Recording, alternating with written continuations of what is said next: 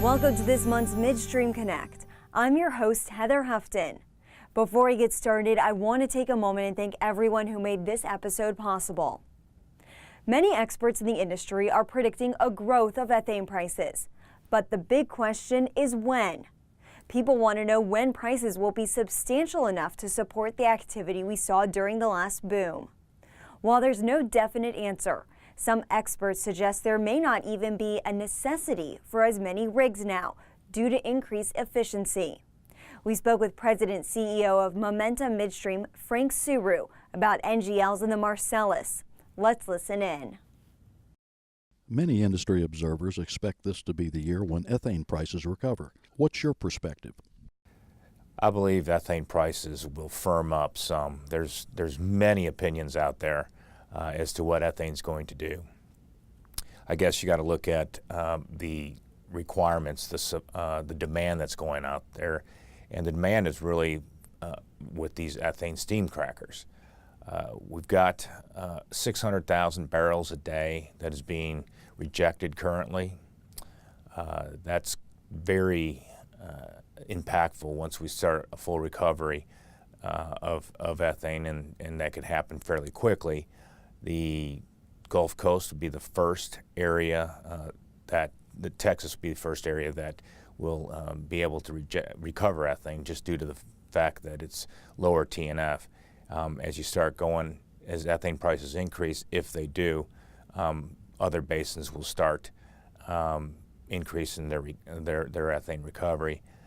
I believe that, contrary to many of the futures prices, which are pretty flat through 2020, I believe ethane prices will increase, just by the mere fact that the demand is going to be there.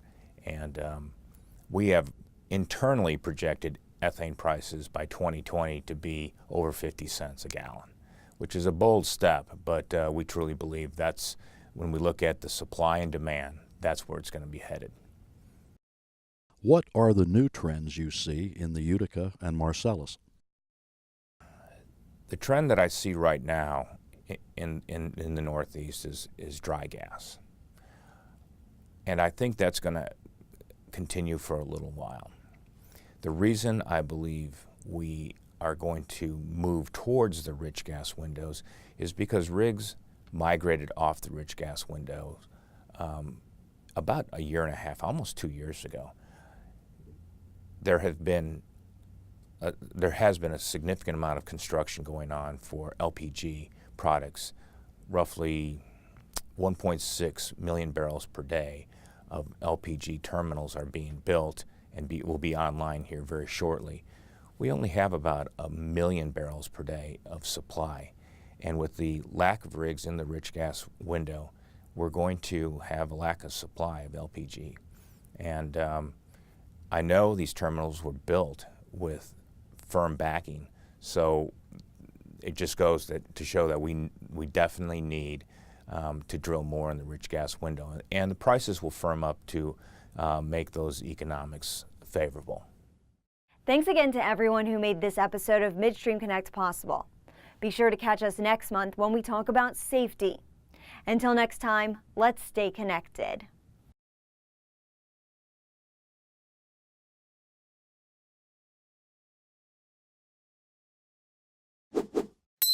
To stay up to date on the most recent Hart Energy videos, subscribe to our YouTube channel by clicking here.